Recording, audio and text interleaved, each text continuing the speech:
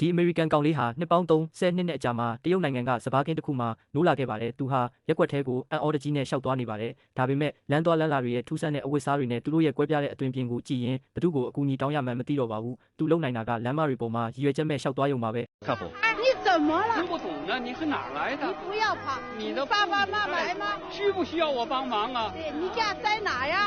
လေးကသူတို့ရဲ့ဘာသာစကားကိုနားမလည်ပါဘူး။ကောင်လေးဟာမူးဝေပြီးမြေပြင်ပေါ်လဲကျသွားခဲ့ပါတယ်။ဒေတာခန်ရဲတွေကကောင်လေးရဲ့မိဘတွေကိုရှာမတွေ့ခဲ့ပါဘူး။ဒေတာခန်ရဲတွေကကောင်လေးကိုသူ့စာတိနိုင်ငံကိုပြန်ပို့ဖို့အမေရိကန်တန်ယုံကိုဆက်သွယ်ခဲ့ရပါတယ်။ဒါပေမဲ့လူဦးရေရှာဖွေရေးမှာရောလူပြောက်ရှာဖွေရေးမှာပါကောင်လေးရဲ့အရေးအယောင်မတွေ့ရတာကြောင့်အမေရိကန်ကလည်းအရန်ရှုပ်ထွေးနေခဲ့ပါတယ်။သူ့ရဲ့ဖော်ပြချက်အရကောင်လေးကိုအိမ်ပြန်ပို့ဖို့ပဲသူ့မှာရွေးချယ်စရာမရှိပါဘူး။ဒါပေမဲ့အသက်60ကျော်အဖိုးကြီးတယောက်ကတကားဖွင့်ပေးခဲ့ပြီးသူကကောင်လေးရဲ့အဖေဖြစ်ကြောင်းဝန်ခံခဲ့ပါတယ်။ဒါပေမဲ့ Blackie ကသူ့သားကိုပြန်ခေါ်လာတယ်ဆိုတာသူမယုံဘူး။ဘာလို့လဲဆိုတော့သူ့သားကလွန်ခဲ့တဲ့နှစ်ပေါင်းများစွာကဆုံးပါသွားပြီးကောင်လေးကလည်းသူ့အဖေကိုမမှတ်မိလို့ပါသူ့အဖေပဲတည်တဲ့မိကိုတစ်ခုကိုပဲမေးဖို့စူးစမ်းနိုင်တယ်။အဖိုးကြီးရဲ့ပါဇက်ကနေအဖြေထွက်လာတာနဲ့ကောင်လေးကသူ့ရှိကလူကသူ့အဖေဖြစ်မှန်းချက်ချင်းသဘောပေါက်သွားတယ်။အဖိုးကြီး Blackie လည်းသူ့ခြေလမ်းတွေပေါ်မှာရက်တန့်သွားတယ်။အသက်60ကျော်ရွယ်လူတယောက်ရဲ့သားကအသက်9နှစ်ပဲရှိသေးတယ်ဆိုတာသူနားမလည်ဘူးအဖိုးကြီးလည်းကောင်လေးကိုမြုပ်နှံနေတာကိုကြည်ရင်အံ့အားသင့်သွားတယ်သူ့ကိုသူ့သားဖြစ်မှတ်မိတဲ့သူကအမေတယောက်တည်းပဲရှိပေမဲ့ကောင်လေးကလည်းသူမနဲ့မတူဘူးဆိုတာသတိထားမိတဲ့အထိသူမတေချာမသိခဲ့ဘူးပြီးတော့အမေကသတိပြန်ဝင်လာပြီးသားကိုဖက်ပြီးငိုချလိုက်တယ်